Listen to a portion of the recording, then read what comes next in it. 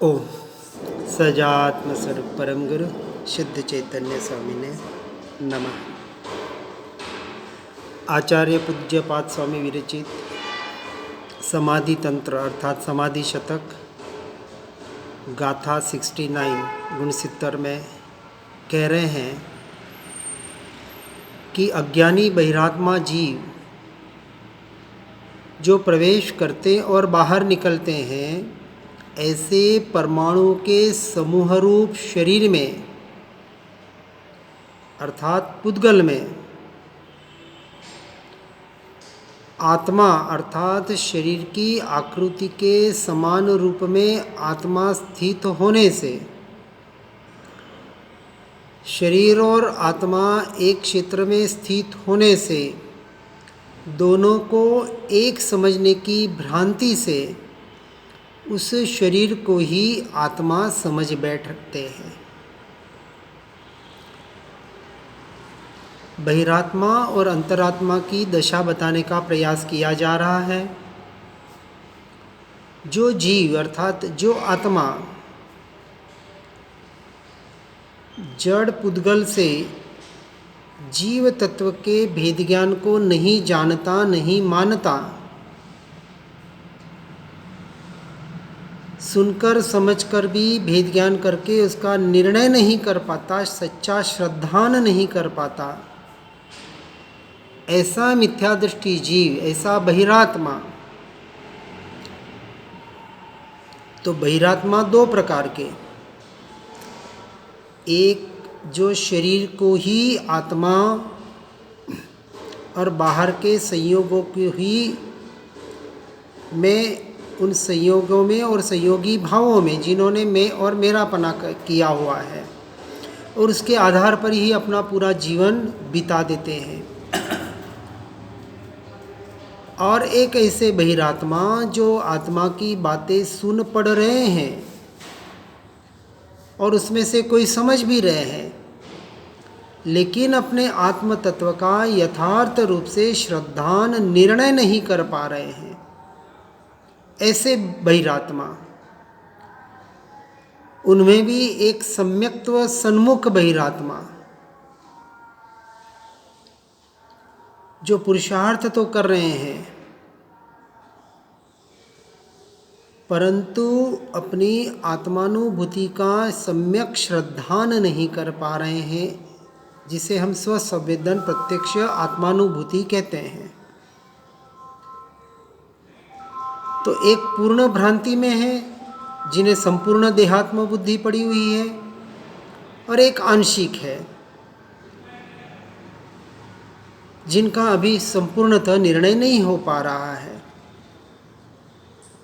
इस तरह से टीका में कह रहे हैं कि जो देह को ही आत्मा समझते हैं वे कौन, अर्थात बुद्धि रहित बहिरात्मा। अध्यात्म की भाषा में बुद्धिमान पुरुष उसे कहा जाता है जिसका उपयोग अपनी आत्मा की तरफ अर्थात अपने स्वरूप और स्वभाव की तरफ ढल रहा है। गुणस्थानक की अपेक्षा से समझना है। देहात्म बुद्धि अभी पड़ी हुई है किसमें, तो देह में ही मैं और मेरा अपना, देहादिक क्रिया में, और उसके निमित्त से होने वाले मोह राग द्वेष के भावों में एकत्व है, ममत्व है, उसमें कर्तृत्व भोक्तृत्वपना पड़ा हुआ है। किसके, तो अणुओं के परमाणुओं के समूह रूप में, पुद्गल के पिंड में। किस प्रकार से, तो कहते प्रवेशते गलते उत्पाद व्यय होते हुए जो परिणाम। अब उत्पाद व्यय भी दो तरह का हो रहा है। एक तो पुद्गल की पर्याय का उत्पाद व्यय हो रहा है और एक जीव के स्वयं में उत्पाद व्यय हो रहा है। दोनों को बराबर समझना है। पुद्गल के द्रव्य गुण पर्याय के परिणमन, उससे आत्मा का अर्थात जीव का अर्थात मेरा अंश मात्र भी लेना देना नहीं है, परंतु मेरी पर्याय, आत्मा की पर्याय जो हर क्षण उत्पाद व्यय हो रही है हर समय, उससे मुझे कथनचित लेना देना है और कथनचित लेना देना नहीं है। अपेक्षा से समझना है। जो पर्याय परद्रव्य पर भावों में जा रही है उससे तो 100% हमें लेना देना तोड़ना है, और जो पर्याय पुरुषार्थ के द्वारा अपने गुणों के द्वारा ज्ञायक भाव में अर्थात द्रव्य की ओर ढल रही है, ढलने का जो हम पुरुषार्थ कर रहे हैं, जिससे अभी हमें लेना देना है, जो हमारा पुरुषार्थ है, जो हमारी एक अपेक्षा से क्रिया सम्यक क्रिया है, इस प्रकार से दोनों के उत्पाद व्यय को समझकर पुद्गल के परिणामों से संपूर्णतः दृष्टि हटानी है। यानी मन वचन काया की जो जो क्रियाएं हो रही है, जो जो परिणाम हो रहे हैं, पुद्गल के उत्पाद व्यय जो भी हो रहा है, उससे मुझ आत्मा का अंश मात्र भी लेना देना नहीं है, ऐसा चिंतन आत्मार्थी को करना है। परंतु मिथ्या दृष्टि जीव, अज्ञानी जीव ऐसे उत्पाद व्यय होते हुए पुद्गल के परिणामों में एकत्व ममत्व अर्थात मैं मेरा अपना करके उसमें रच पच जाके उसके अनुरूप होने वाले सुख दुख को अपना सुख दुख मान बैठता है। जो प्रवेश हो रहे, उत्पाद हो रहे हैं और व्यय हो रहे हैं, बाहर की पर्याय भी क्षणभंगुर है और स्वयं की पर्याय भी क्षणभंगुर है, क्षणिक है, एक समय जितनी मात्र है। तो यहाँ कह रहे हैं कि अज्ञानियों की जो दृष्टि परद्रव्यों पर भावों में है, तो कैसे? तो समाकृत अर्थात एक दूसरे के सदृश उत्पाद से समान आकार वाले, अर्थात आत्मा के साथ समान अवगाह से एक क्षेत्र वाले, जिसे हम एक क्षेत्रावगाह संबंध कहते हैं, ऐसे देह में जो स्थिति है, ऐसी स्थिति को अपनी स्थिति मानने रूप सबसे बड़ी भ्रांति, ये बेहोशी की अवस्था अर्थात कालांतर अवस्थाईपने के कारण या एक क्षेत्र में रहने के कारण जो भ्रांति उत्पन्न हो रही है, उस भ्रांति में ही आत्मा के अभेद रूप अध्यवसाय अर्थात उसके कारण से देह को ही आत्मा मानने की भूल कर रहे हैं। अर्थात मन वचन काया की जो क्रिया हो रही है, उस क्रिया को अपनी क्रिया मान रहे हैं, ये सबसे बड़ी भूल हो रही है। और इस भूल को हमें जड़ मूल से निकालने का प्रयास करना है, पुरुषार्थ करना है। इसी का नाम सच्चा पुरुषार्थ है और कोई बड़ा पुरुषार्थ नहीं है कि जो पुद्गल परमाणुओं से निर्मित ऐसे ये मन वचन काया के परिणाम, ये परिणाम तो मैं नहीं, मेरे नहीं, वहाँ से संपूर्णतः दृष्टि हटाकर फिर से बता रहे हैं कि जैसे शरीर और आत्मा को दूध पानी की तरह एक क्षेत्रावगत स्थिति बताई है। दूध जिसे हम कहते हैं, उस दूध में जो लिक्विडिटी है, तरलता है, वह पानी की है। तो क्या पानी को दूध से अलग किया जा सकता है कि नहीं? किया जा सकता है। जैसे व्यवहार में भी हंस की उपमा देते हैं। वास्तविक हंस कुछ करता नहीं है, लेकिन हंस जब अपनी चोंच को, वैसे वास्तविक राजहंस की बात बताते हैं, जब दूध में अपने चोंच को डालता है तो उसमें से सफ़ेदी सफ़ेदी निकल जाती है और पानी पानी रह जाता है। व्यवहार से हम देखते हैं कि जब दूध फटता है, किसी कारणवश दूध फट जाता है तो उसमें से पानी अलग दिख जाता है। और बाजार में वैसे भी दूध की पाउडर आजकल मिलती ही है। तो इस अपेक्षा से हम कह सकते हैं कि जो सफ़ेदी है वो दूध है वास्तविक। तो दूध और पानी को अलग करना नहीं पड़ा, ठीक है, प्रोसेस से किया गया, परंतु दूध यानी सफ़ेदी वो पाउडर उस पानी से अलग ही थी, इसलिए किया जा सका। यदि एक होती तो कभी तीनों लोक में तीनों काल में अलग कर ही नहीं पाते। इसी तरह जीव और पुद्गल, या यूं कहें जीव और मोह राग द्वेष के भाव, अर्थात परद्रव्य और परभाव आत्मा से संपूर्णतः भिन्न ही हैं, स्वतंत्र ही हैं, न्यारे ही हैं। इसी क्षण स्वीकार करना पड़ेगा।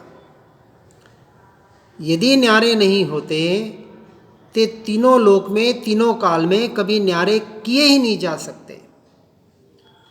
भेद ज्ञान भेद विज्ञान के माध्यम से जो निरंतर उपदेश दिया जाता है कि हे जीव, भेद ज्ञान और भेद विज्ञान के माध्यम से जो जड़ और पुद्गल भिन्न है उसे भिन्न करो, ऐसे व्यवहार से कहा जाता है। उससे बनिस्पित यह समझना है, करना नहीं है, भिन्न ही है, उसका यथार्थ स्वीकार करना है। करो कहें, अब सीधी सी बात है, जीव को, आत्मा को इस शरीर आदि से भिन्न करना है तो बहुत सिंपल प्रोसेस है, इसी क्षण किया जा सकता है। जो लोग आत्महत्या करते हैं ना, वो क्या करते हैं, फांसी लगा लो, तो शरीर से जीव अलग हो गया। तो करने के लिए क्या करना है, हिंसा करनी पड़ेगी, इसलिए उसे आत्महत्या कहा।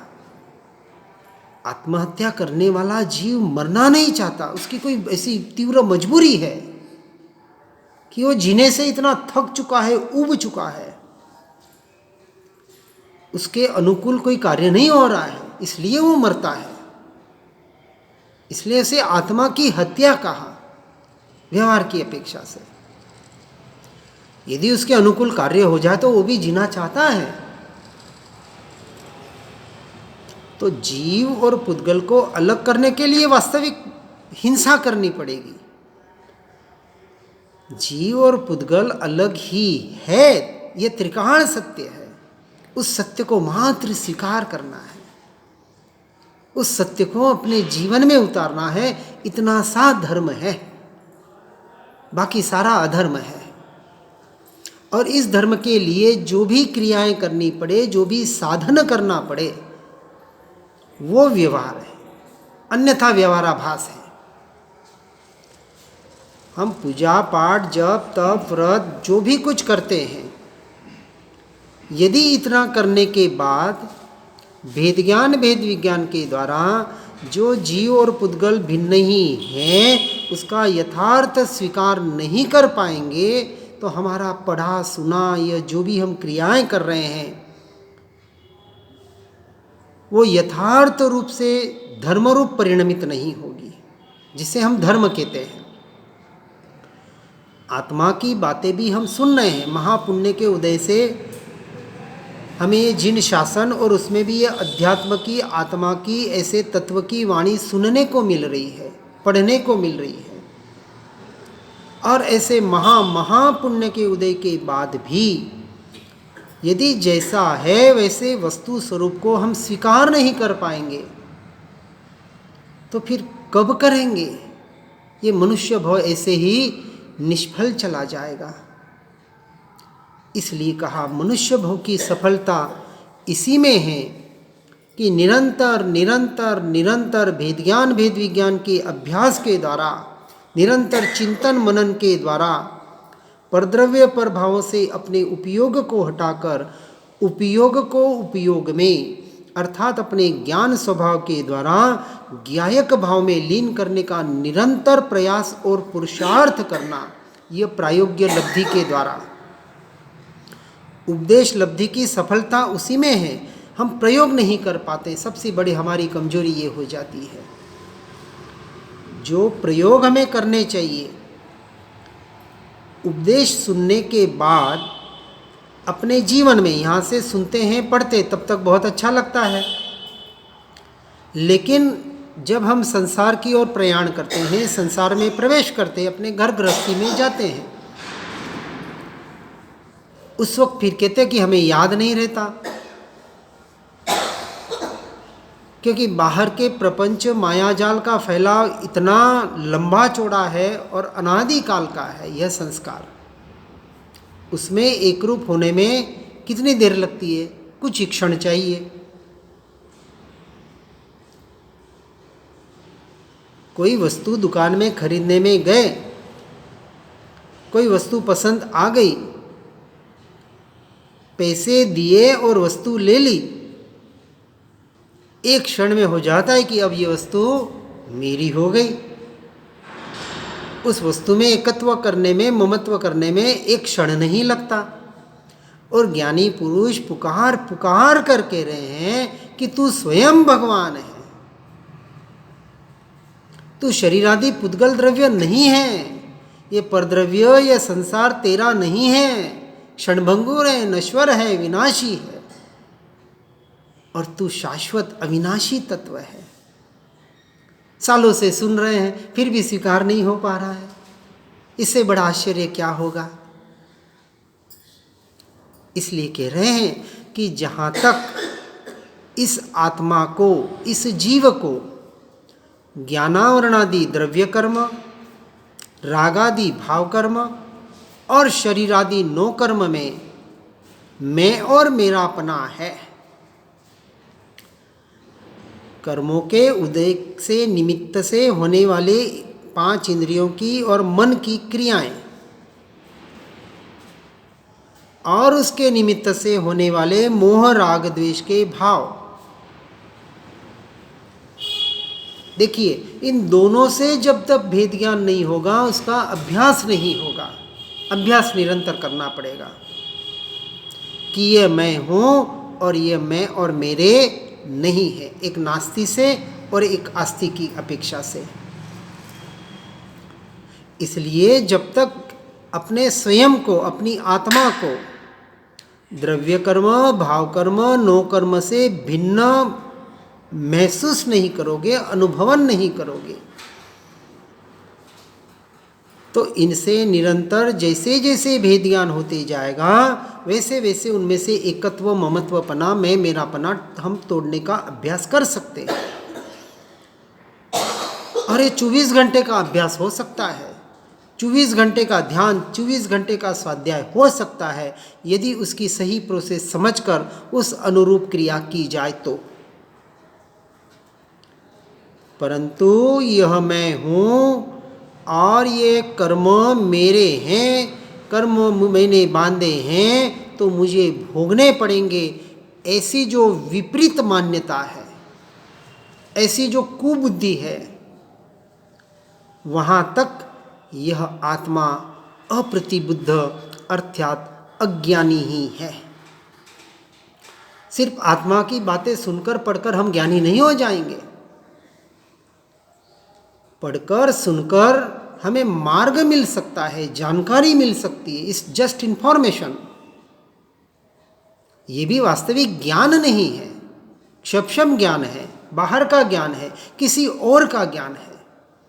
चाहे कुंदकुंदाचार्य का हो, तारण स्वामी का हो, महावीर स्वामी का हो, तीर्थंकरा का हो, महापुरुषों का हो, जिन्होंने अनुभव के आधार पर बताया, शास्त्रों में लिखा, वो उनका ज्ञान है, उनका अनुभव है,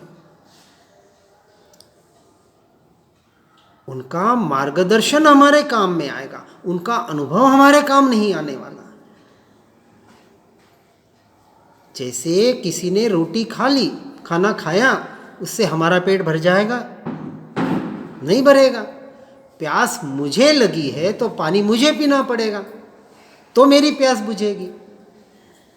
प्यास मुझे लगी है और कोई कहता है कि आज तो हमने इतना बढ़िया एक बहुत मीठा ऐसा पानी पिया, मीठा मीठा अच्छा पानी था, ठंडा था, ऐसा था, उससे हमारी प्यास थोड़ी बुझेगी। किसी ने स्वादिष्ट खाना खा लिया और वो उसकी तारीफ कर रहा है तो उससे हमारी भूख तो नहीं मिटेगी। तो हमारी भूख मिटाने के लिए हमें खाना पड़ेगा, स्वयं को खाना पड़ेगा। तो जो महापुरुष हमें उनके अनुभव के आधार पर जिस तत्व को, जिस स्वरूप को, स्वभाव को बताने का प्रयास कर रहे हैं, उसको हमें अपने जीवन में प्रत्यक्ष अपने अनुभव के आधार पर उसका निर्णय स्वयं से स्वयं को करना पड़ेगा। और जब तक स्वयं का अनुभव नहीं है तब तक जीव अज्ञानी है, मिथ्यात्वी है। उन्होंने कह दिया आत्मा ऐसा, आत्मा वैसा, तू भगवान है, तू ऐसा है, तू वैसा है, सब कुछ तेरे में है, बाहर कहीं ढूंढने की जरूरत नहीं है। हमने स्वीकार भी कर लिया, लेकिन क्या जहाँ वो बता रहे हैं उस स्थान पर हम रहने का, जाने का, स्थिर होने का प्रयास और पुरुषार्थ कितना कर रहे हैं? ये हमारी साधना हुई। तो ये हम सुन पढ़ रहे हैं किस लिए?